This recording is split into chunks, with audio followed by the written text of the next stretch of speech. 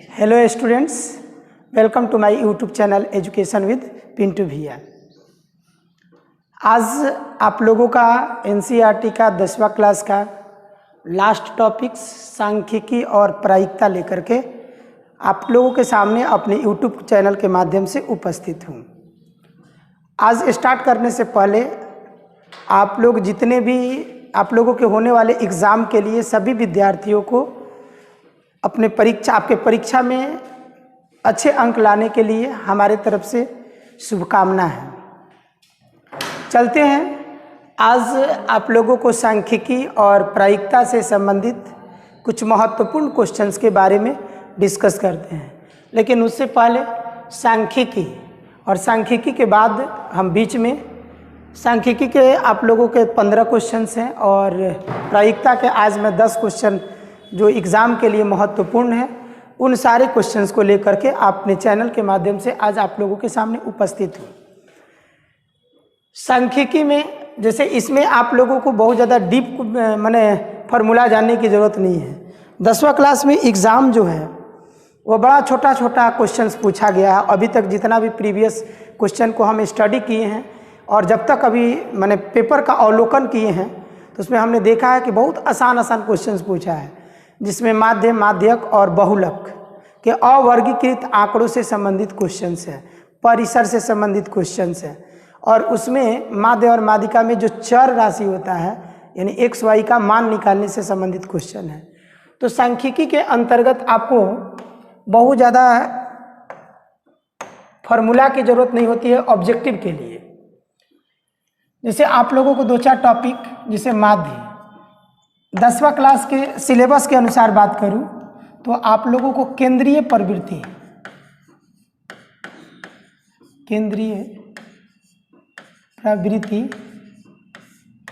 के माप,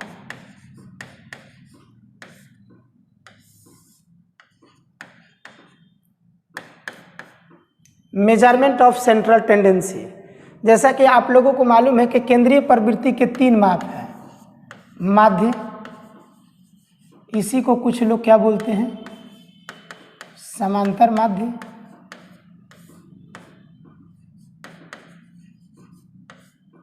इसी को अंग्रेजी में बोलते हैं अर्थमेटिक मीन, जिसको हम लोग AM से सूचित करते हैं या X बार से सूचित करते हैं।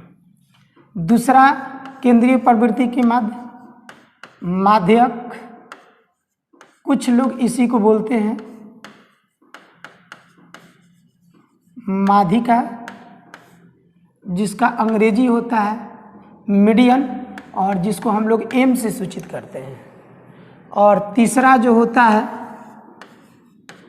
केंद्रीय प्रवृत्ति के माप का तीसरा जो है बहुलक, जिसको अंग्रेजी में मोड कहते हैं और संकेत के रूप में MO से सूचित करते हैं। अब सांख्यिकी में 2 प्रकार के आंकड़े होते हैं, एक वर्गीकृत और एक अवर्गीकृत, ग्रुपेड डाटा और एक अनग्रुपेड डाटा। तो हम लोगों को ऑब्जेक्टिव खास करके अनग्रुपेड डाटा से संबंधित देंगे, अर्थात वह अवर्गीकृत से संबंधित क्वेश्चन पूछे जाएंगे। तो माध्य मतलब X बार निकालने के लिए होता क्या है, चरों का योग या चर मानों का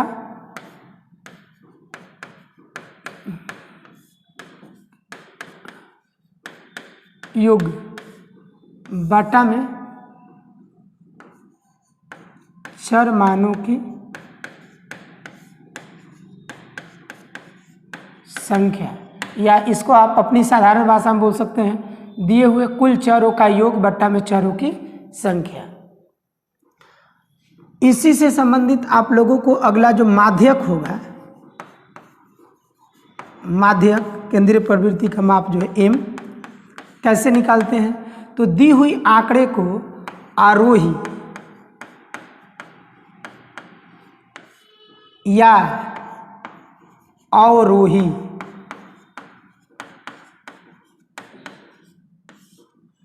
क्रम में लिखते हैं। आरोही क्रम या अवरोही क्रम माने बढ़ते क्रम या घटते क्रम में सजाते हैं और जो बीच वाला चर का मान होता है वही आपका क्या होता है, माध्यक होता है। और तीसरा बहुलक, जिसको आप MO से सूचित करते हैं। इसमें क्या होता है, जिसकी फ्रीक्वेंसी ज़्यादा होती है, जिस चर की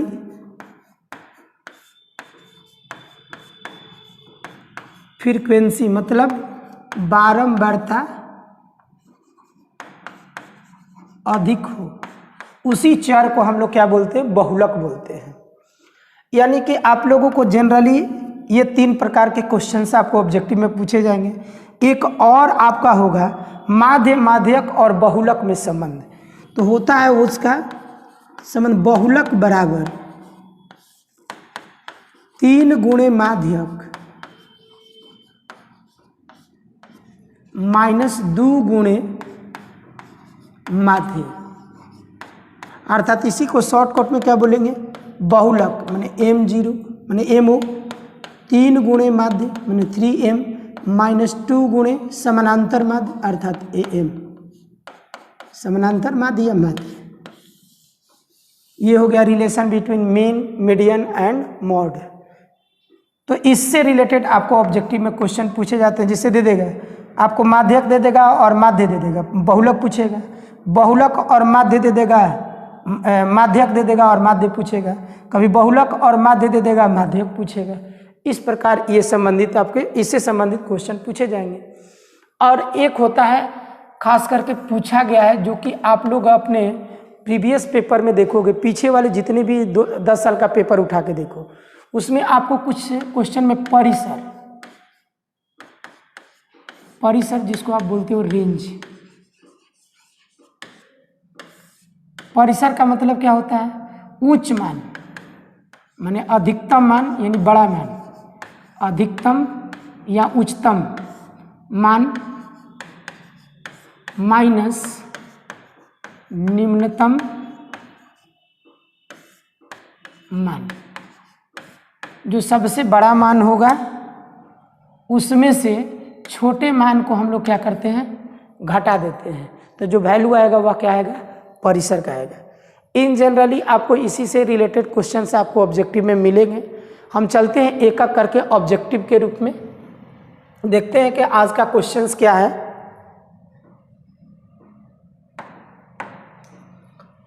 पहला क्वेश्चन है x plus 3, x plus 6, x plus 9 and x plus 12 का समानांतर माध्य अर्थात AM क्या होगा। तो जैसा कि अभी आप लोगों ने पढ़ा कि समानांतर माध्य या माध्य का सूत्र क्या होता है, दिए हुए सभी चर मानों का योग बट्टा चर मानों की संख्या, यानी कि इसका माध्य हो जाएगा, पहला दिया हुआ है x प्लस दूसरा दिया है x प्लस 3, तीसरा दिया हुआ है x प्लस 6, चौथा x प्लस 9 और पांचवा x प्लस 12। तो टोटल कितने टर्म्स हैं इसमें, माने कितने पद हैं, 1 2 3 4 5, यानी 5 से डिवाइड कर देंगे। अब आप देखिए x plus x plus x plus x plus x 5 बार, तो सम करेंगे तो कितना होगा, 5x 3 अच्छा 9 9 9 18 18 अब 12 30 हो जाएगा, बटा में कितना 5। आप इसमें से 5 कॉमन लोगे तो x प्लस क्या हो जाएगा 30 बटा कितना, सॉरी कॉमन लेंगे तो यहाँ पर कॉमन लोगे तो 6 हो जाएगा, बटा में कितना 5 5 5 कैंसिल, x प्लस कितना हो गया 6, अर्थात आपका ऑप्शन हो गया ए, यानी x प्लस 6। दूसरा क्वेश्चन,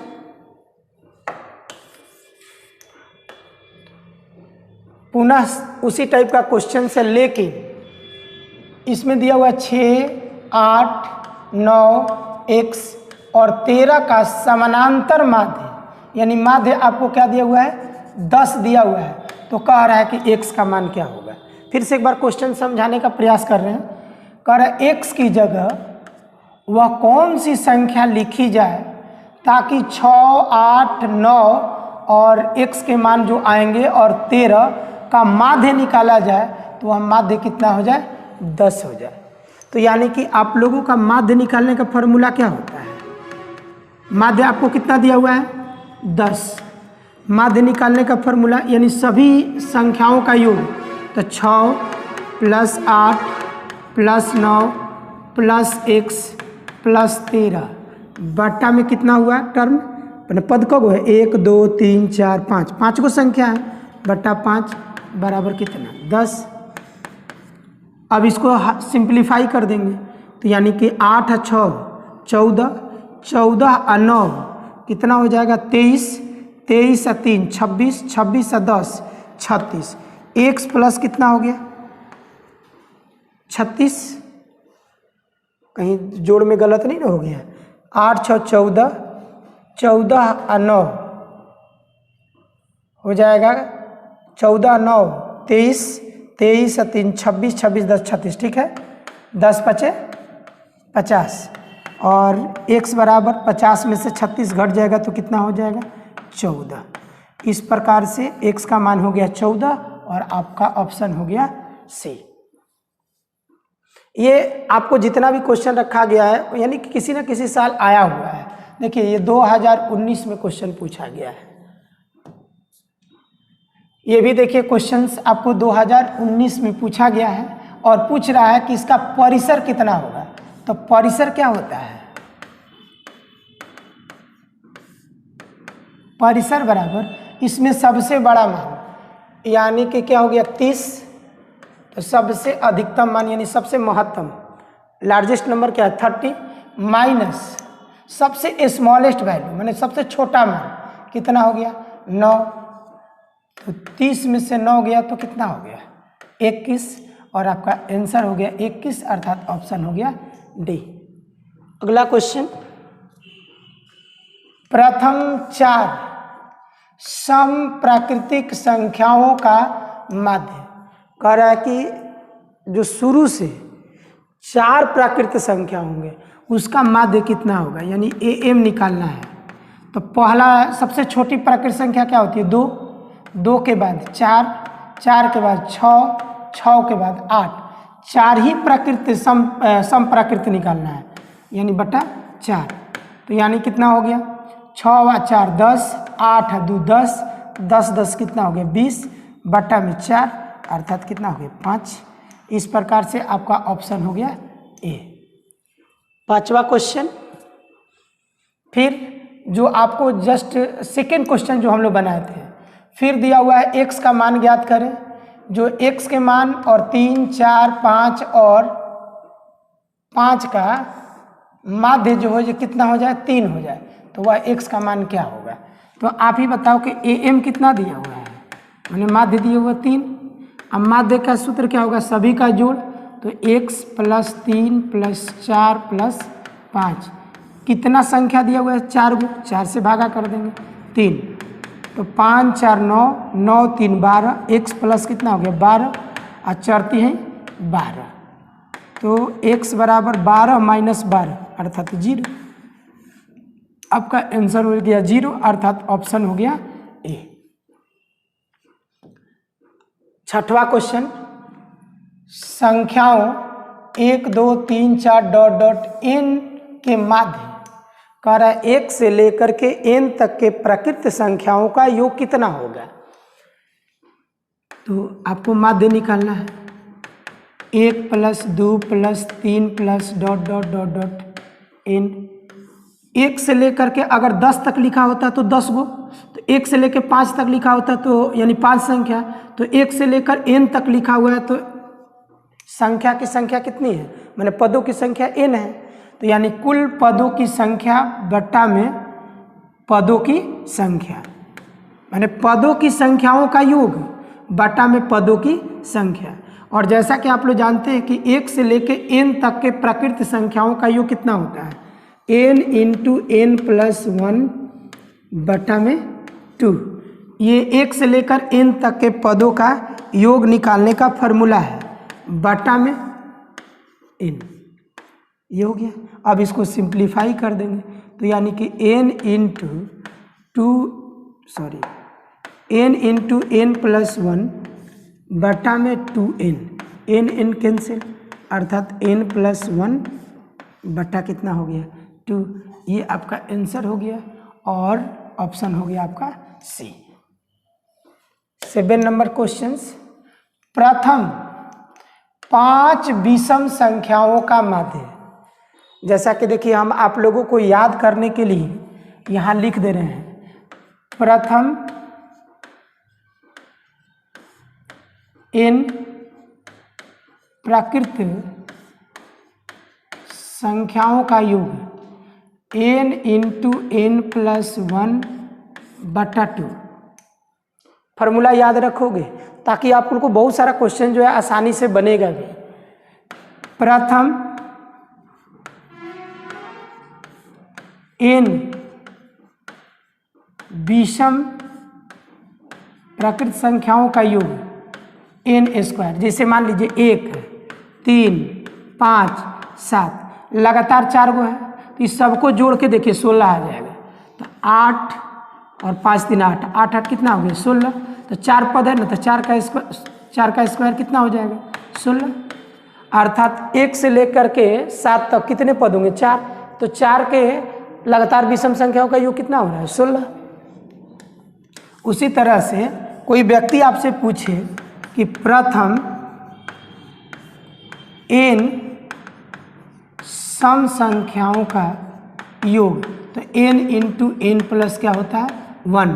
जैसे मान लो कोई आदमी कहे 2, 4, 6, 8, 10, जैसे यहाँ 5 वो संख्या दिया हुआ है, तो यानी कि 10, 8 2 10, 6 4 10 कितना हो गया 30 हो गया।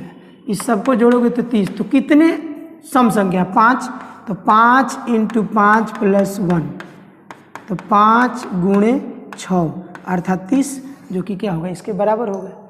यानी कि आपको अगर ये फार्मूला याद रखते हैं तो आपको आगे भी फ्यूचर भविष्य में भी ये फार्मूला बहुत ज़्यादा यूज होता है और सांख्यिकी का क्वेश्चन इससे बहुत फास्ट बनता है। तो आप बताइए कि प्रथम 5 विषम संख्याओं का योग, तो यानी कि योग मतलब प्रथम 5 विषम संख्याओं का माध्य पूछा है, तो यानी माध्य बराबर प्रथम 5 विषम संख्याओं का योग, तो 5 विषम संख्याओं का योग यानी 5 का स्क्वायर। यानी कि अगर दिक्कत हो रही है तो आप ऐसे भी बना सकते हो 1 + 3 + 5 + 7 + 9 लगातार जोड़ देंगे बट्टा में 5, चूँकि 5 को विषम संख्या पूछा है, इसको जोड़ के देख लीजिएगा 25 आएगा। 9 और 1 10, 7 और 3 10, 10 10 20 और 5 25, और डायरेक्ट भी करते हैं इस फार्मूला के अनुसार 5 का स्क्वायर 25 हो जाता है, यानी 25 बटा कितना 5, और हल करेंगे तो कितना हो जाएगा 5। इस प्रकार से ऑप्शन हो गया सी। 8वां क्वेश्चन। प्रथम 5 पूर्ण संख्याओं का माध्य कितना होगा। माध्य का फॉर्मूला का पूर्ण संख्या, लेकिन संख्या पर कमांड होनी चाहिए। तो पूर्ण संख्या कहाँ से शुरू होती है 0 से।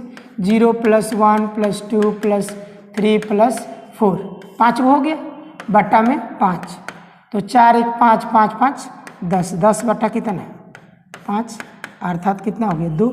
यही अगर प्रथम 5 प्रकृत संख्या होगा तो इसका आंसर आता है 3, यानी आपका ऑप्शन क्या हो जाएगा 2। अगर पूर्ण संख्या ना देके प्रकृत संख्या होता तो इसका आंसर निकालते तो हम लोग आता 3। आज का 9वां क्वेश्चन। यदि 1 4 x 5 तथा 12 का माध्य कितना है 7, तो x का मान ज्ञात करें। आपका इस यूनिट का ये एक टाइप का मैंने 2 क्वेश्चन ऐसा बना चुके हैं। ये आपका तीसरा क्वेश्चन है। माध्य आपको कितना दिया हुआ है 7, और माध्य बराबर क्या होगा, इन सभी को जोड़ करके आप 5 से, यानी कि 2 और 2 4 1 5, 5 से भागा दे देंगे। 1 + 4 + x + 5 + 12, अब बट्टा में कितना 5 बराबर 7, तो कितना हो जाएगा 4 1 5 5 5 10, 10 और 12 22, x + 22 बराबर 7 5 35, x बराबर 35 में से 12 घट जाएगा तो कितना हो जाएगा 13, अर्थात आपका ऑप्शन हो जाएगा सी। 10वां क्वेश्चन नंबर कह रहा है कि इस दोनों संख्याओं का समानांतर माध्य तो समानांतर माध्य बराबर क्या हो जाएगा, दोनों संख्याओं का सम बटा में 2, तो 19 और 25 कितना हो जाएगा, 19 और 25 हो जाएगा आपका 44 बटा कितना 2 अर्थात 22। इस प्रकार से आपका ऑप्शन हो जाएगा बी। 11 नंबर क्वेश्चन कह रहा है कि आपको ये आंकड़ा दिया हुआ है, इस आंकड़े का परिसर क्या होगा। तो परिसर क्या होता है, परिसर का फॉर्मूला क्या बताए थे, सबसे बड़ा मान इस आंकड़े का। तो इस आंकड़े का सबसे बड़ा मान देखिए 81 यहाँ दिख रहा है बड़ा, 81 से बड़ा कोई नंबर्स नहीं है यानी 81 माइनस सबसे छोटा 12 से छोटा देखिए कहीं है नहीं है, तो सबसे स्मॉलेस्ट नंबर क्या हो गया 12, यानी 81 में से 12 घट गया तो यानी कि 1 में से यानी 11 में से 2 गया 9, 7 में से 1 गया 8, अर्थात आपका आंसर हो जाएगा, सॉरी सब्ट्रैक्शन गलत हो गया, यानी कि 11 में से 2 गया 9 और 7 में से 1 जाएगा तो कितना हो जाएगा 6, अर्थात 69 और आपका ऑप्शन हो जाएगा डी। नेक्स्ट क्वेश्चन, और इसका पूछ रहा है कि बहुलक क्या होगा। तो बहुलक क्या होता है, दी हुई चर में जो आंकड़ा दिया हुआ है उस आंकड़े में से जिस चर की बारंबारता सबसे अधिक होती है वही चर उस आंकड़े का क्या कहलाती है, बहुलक कहलाती है। तो देखिए सबसे अधिक बार यूज कौन हुआ है, 2 एक बार है, 5 भी एक बार है, 7 भी एक बार है और 3 जो है 2 बार है, अर्थात 3 की फ्रीक्वेंसी क्या है ज़्यादा है, इसीलिए इसका बहुलक कितना हो जाएगा 3, अर्थात ऑप्शन हो गया बी। नेक्स्ट क्वेश्चन बहुत शानदार क्वेश्चन है, कह रहा है कि माध्यिका और बहुलक के बीच संबंध क्या होगा। तो संबंध मतलब यानी कि मैथ में संबंध का मतलब उनके बीच फॉर्मूला है। तो जैसा कि आप लोगों को हम शुरू में बताए थे कि बहुलक माने बहुलक बराबर 3 गुणे माध्यक माइनस 2 गुणे समानांतर माध्य। अब आप देखिए बहुलक बराबर कितना, तो यानी बहुलक कितना दिया हुआ जेड, तो हम जेड लिख दिए, 3 माध्यक यानी माध्यिका कितना दिया हुआ है वाई माइनस 2 और माध्य कितना दिया हुआ है एक्स, कहीं तो ऑप्शन में है नहीं। अब आप 2 तरीका है, आप इसको तो एडजस्ट कीजिए, कितना तरीका से एडजस्ट कर सकते हैं, या इसमें से किसी सबको बारी बारी से आप क्या करोगे सॉल्व करोगे और सॉल्व करके क्या करोगे जेड का वैल्यू लाओगे, किसका वैल्यू इसके बराबर आ रहा है, ठीक तो है 100% ठीक है। यानी कि बहुलक का मान कितना दिया हुआ है जेड 3 और एम का मान कितना दिया हुआ है वाई और 2 समानांतर माध्य का मान कितना दिया हुआ है एक्स। अब आपको क्या करना है 2 काम, एगो तो आपके पास अगर सोचने की क्षमता है तो इसको कन्वर्ट कीजिए किसी एक में, या आप बारी बारी से इसमें से जेड का वैल्यू निकालिए। तो हमारे समझ से देखिए जेड का आसानी से वैल्यू एगो यहाँ से निकलेगा और एक यहाँ से निकलेगा, इसमें भी थोड़ा सा कॉम्प्लिकेटेड है, तो हम बी को और सी को पहले जांच ले रहे हैं कि इसका बराबर आ रहा है कि नहीं आ रहा है। तो देखिए x माइनस जेड बराबर 3 इंटू एक्स माइनस वाई दिया हुआ है, तो x और इधर से आएगा तो माइनस 3x और प्लस 3y बराबर कितना जेड को राइट साइड लेकर के और इसको इधर लेकर के चला, तो क्या हो गया ये 2x प्लस 3y बराबर कितना, सॉरी यहाँ जो होगा यहाँ ये x में से 3x होगा तो माइनस 2x होगा ना। अब देखिए यहाँ से हम लोग क्या करेंगे z बराबर 3y और ये माइनस 2x, तो देखिए एक ऑप्शन तो आ गया, यानी कि आपका b का ही रिजल्ट इसके बराबर आ रहा है। तो इस प्रकार से भी आपका रिजल्ट ऑप्शन क्या हो जाएगा b। एक तो ये तरीका हुआ, अगर नहीं आता तो हम फिर इसको चेक करते हैं, इसको अगर ये दोनों नहीं आता तब इस दोनों को सिंप्लीफाई करते हैं और देखते किसके बराबर कौन आ रहा है। एक और तरीका है, यदि आपके पास सोचने की क्षमता ज़्यादा है तो इसको भी आप वहाँ उसके बराबर लेकर के जा सकते हैं। तो देखिए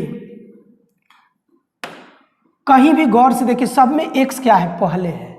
तो हम क्या करेंगे, सबसे पहला नंबर फर्स्ट ऑफ ऑल ये 2x इधर और -3y बराबर उधर जाएगा तो -z, -2x, ये -2x था तो +2x, 3y प्लस में था तो माइनस, ये z उधर जाएगा तो माइनस। अब आप वाच कीजिए कि इसके बाद जो है सब में सबसे पहले x है, तो हम क्या करें, दोनों तरफ x क्या करने पर, जोड़ने पर, तो ये क्या हो जाएगा 3x हो जाएगा, -3y अब बराबर x और ये -z। अब आप गौर से देखिए कि 3 कॉमन हो जाएगा तो x माइनस क्या हो गया, y बराबर x माइनस क्या हो गया, z, अर्थात इसको उस फॉर्म में लिखेंगे तो x माइनस जेड बराबर 3 × x माइनस वाई। इस प्रकार से आपका ऑप्शन देखिए किससे टैली कर रहा है, बी से। इस प्रकार से भी आपका ऑप्शन क्या आ रहा है, बी। और इससे संबंधित क्वेश्चन भी पूछा जाता है, जैसे माध्य, माध्यक और बहुलक में से 2 का वैल्यू दे देगा और तीसरा वैल्यू पूछेगा, जो आगे एक टाइप का क्वेश्चन हमने रखा है अपने सेट में। और प्रेक्षण का माध्य, माध्यक कितना होगा, तो जैसा कि आप लोगों को मालूम है कि माध्यक का मतलब क्या है, इस दी हुई क्वेश्चन, इस दी हुई आंकड़े का, माने ऑब्जर्वेशन को आप असेंडिंग या डिसेंडिंग ऑर्डर में लिखो, माने बढ़ते क्रम या घटते क्रम में लिखोगे, और जो बीच वाला वैल्यू होगा वही आपका क्या होगा, माध्यक होगा। तो इस प्रकार से आप लोग कमेंट बॉक्स में इसका आंसर लिखिएगा। आप लोगों को बनाने के लिए एक क्वेश्चन दे रहे हैं, चूंकि बहुत आसान है, फिर से एक बार समझा दे रहे हैं।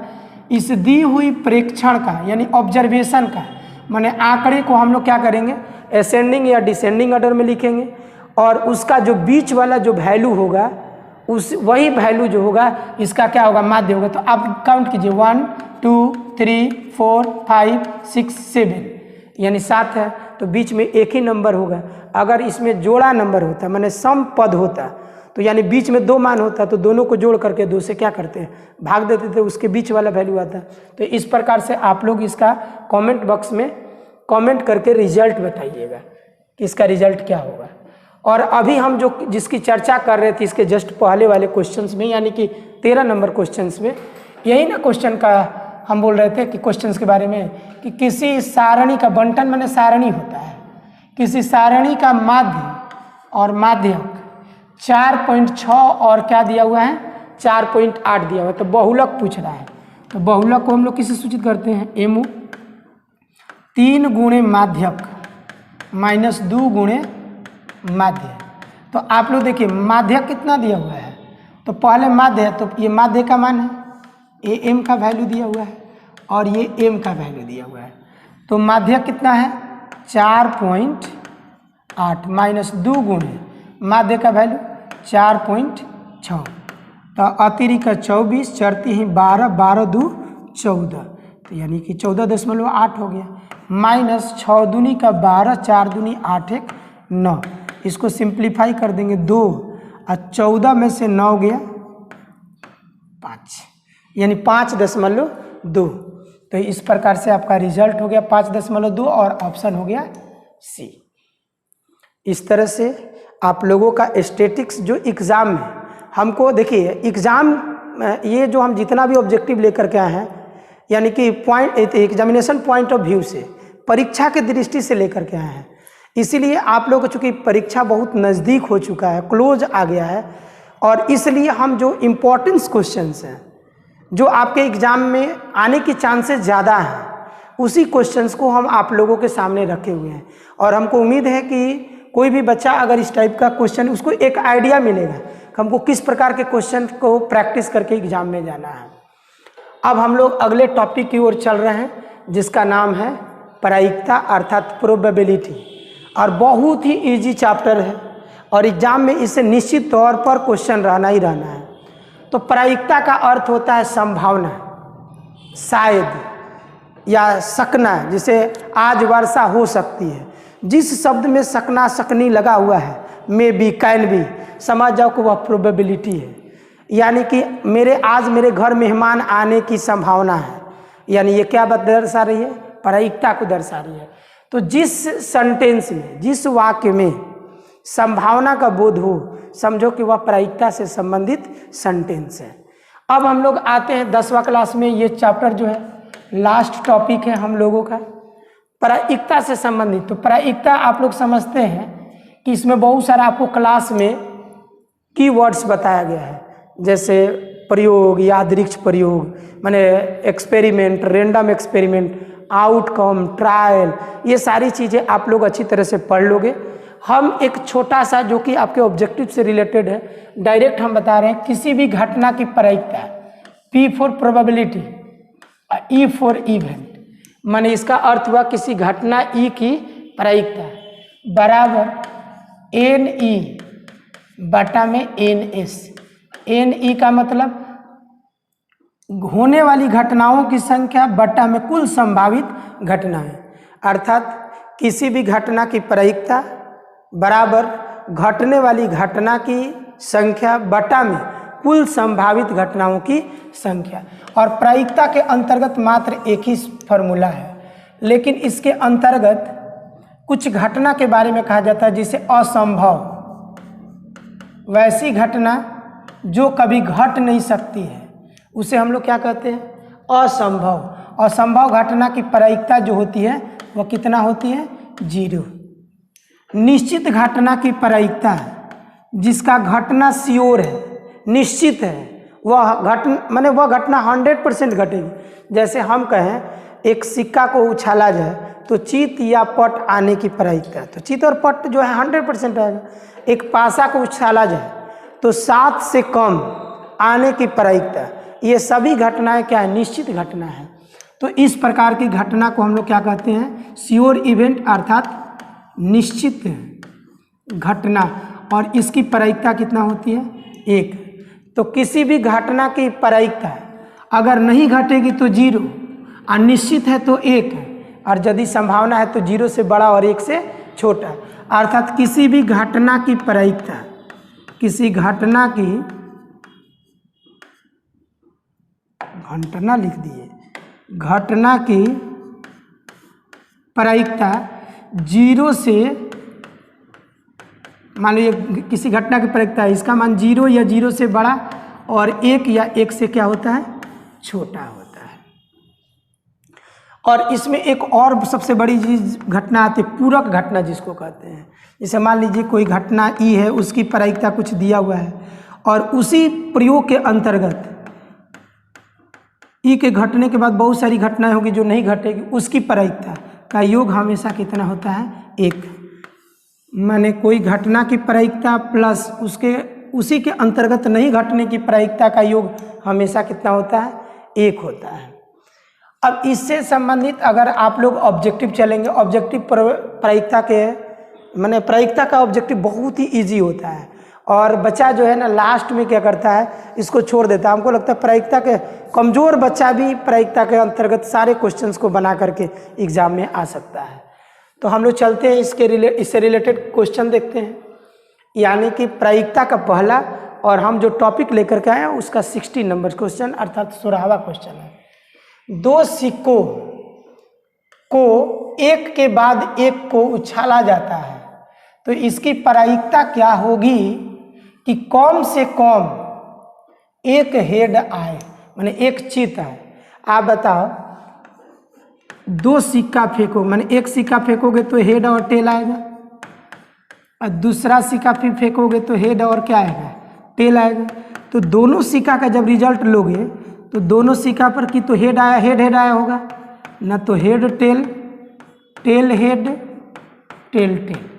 ये क्या पूछा है कि कम से कम एक बार चित हो, कम से कम, अधिक से अधिक माने दोनों बार हो सकता है।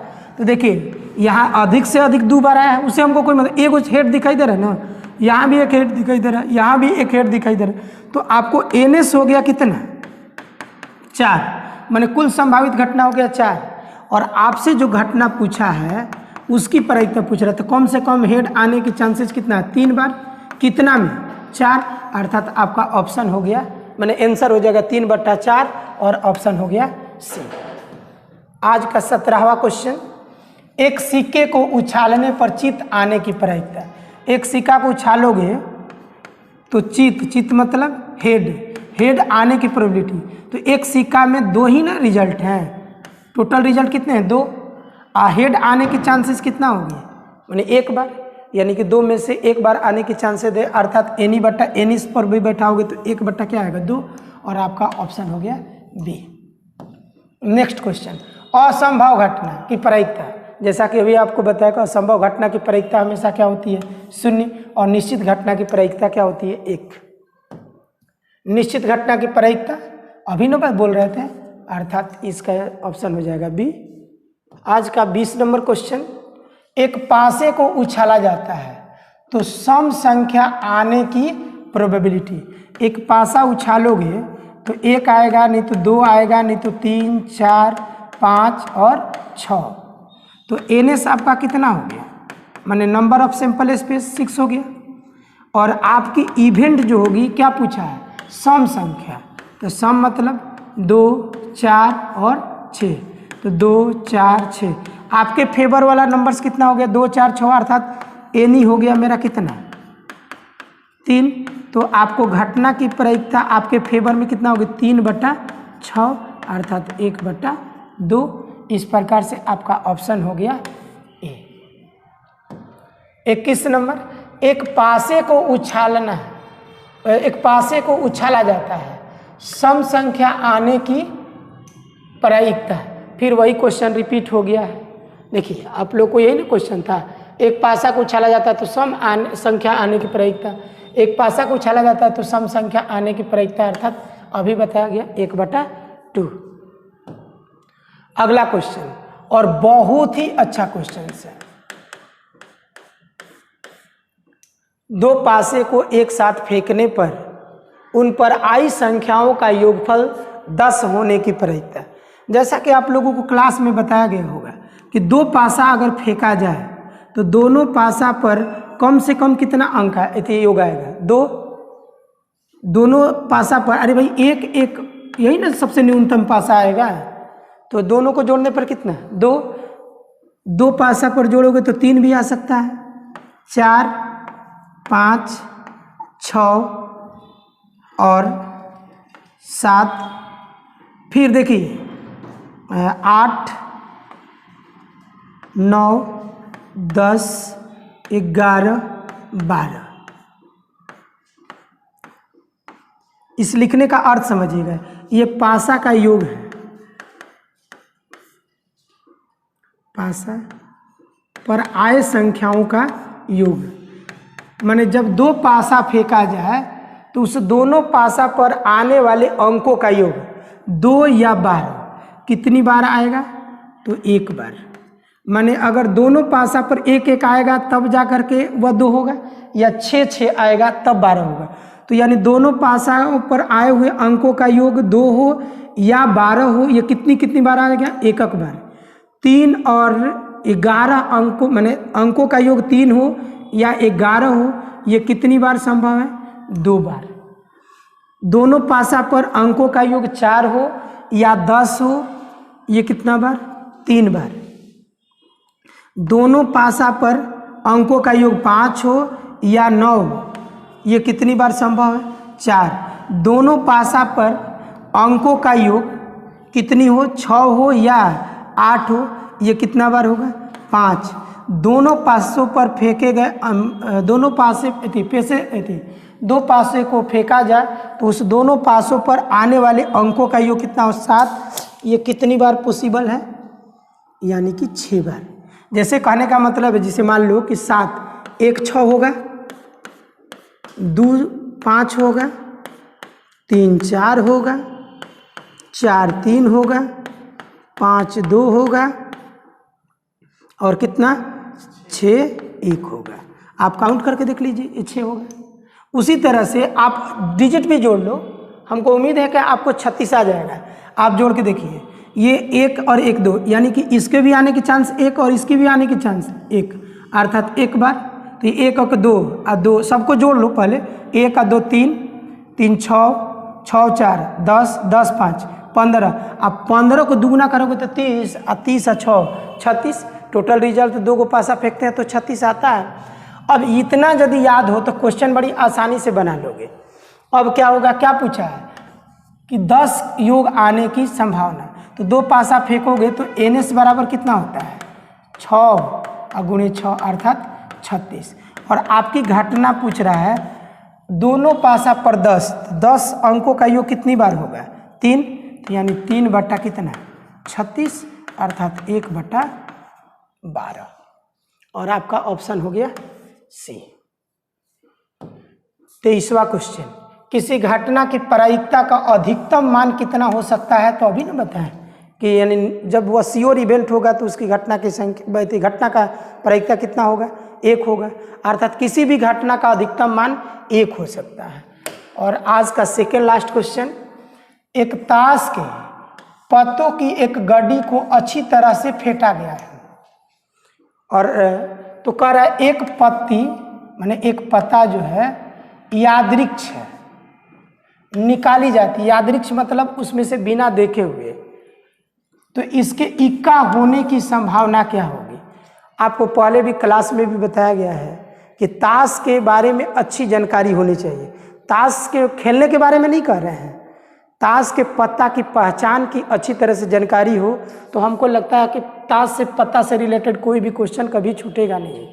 तो इक्का की संख्या कितनी होती है, तो PE बराबर हो जाएगा इक्का की संख्या यानी 4 गो, सॉरी हाँ इक्का की संख्या 4, टोटल ताश के में पत्तों की संख्या कितनी होती है 52, अर्थात कितना हो जाएगा 1/13। और आपका ऑप्शन हो जाएगा सी। बहुत इजी क्वेश्चन था और इस तरह से क्वेश्चन पूछता है। यहाँ केवल इक्का दिया हुआ है, बादशाह देगा, कभी बेगम देगा, कभी गुलाम देगा, कभी दहला देगा। अगला क्वेश्चन ये कह रहा है कि एक PE बराबर दिया हुआ है 0.08, तो PE नहीं PE डैश का मान निम्नलिखित में कौन सा होगा। अगर मान लीजिए सपोज क्वेश्चन अगर एग्जाम में गलती ही हुआ दिया हुआ है पेपर में, तो PE बराबर 0.08 है, तो PE ये पूछ रहा है तो हम C नहीं लिख देते हैं। बट ये क्वेश्चन ऐसा नहीं पूछा जाएगा, आपसे पूछा जाएगा कि PE दिया हुआ है तो PE डैश का मान कितना होगा।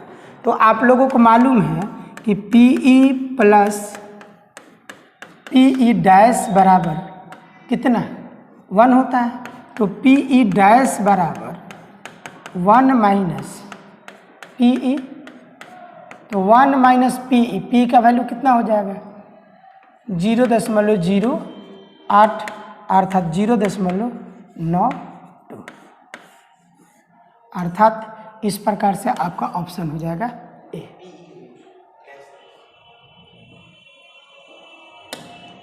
ये PE होगा, हो गया। या अगर इसी क्वेश्चन को एक बार और सोचिए, ये कोई जरूरी नहीं कि हमने उसको कह दिया, हो सकता है कि ये PE डैश दिया हो तो PE पूछेगा, तो उसका भी रिजल्ट यही आता है। और इस प्रकार से हमने जो आप लोगों के साथ जो वादा किया था कि आपके एग्ज़ाम से पहले लगभग NCERT के सारे महत्वपूर्ण क्वेश्चंस आप लोगों को हम अपने चैनल के माध्यम से निश्चित तौर पर हम करा देंगे। तो हमने अपना वादा पूरा किया और फिर से एक बार आप लोगों के जो एग्ज़ाम होने वाले हैं, जितने भी बच्चे उसमें अपीयर होने जा रहे हैं, उनके अच्छे अंक लाने के लिए हमारे तरफ से शुभकामना है, यानी कि आप लोग अच्छा मार्क्स लाएं। धन्यवाद।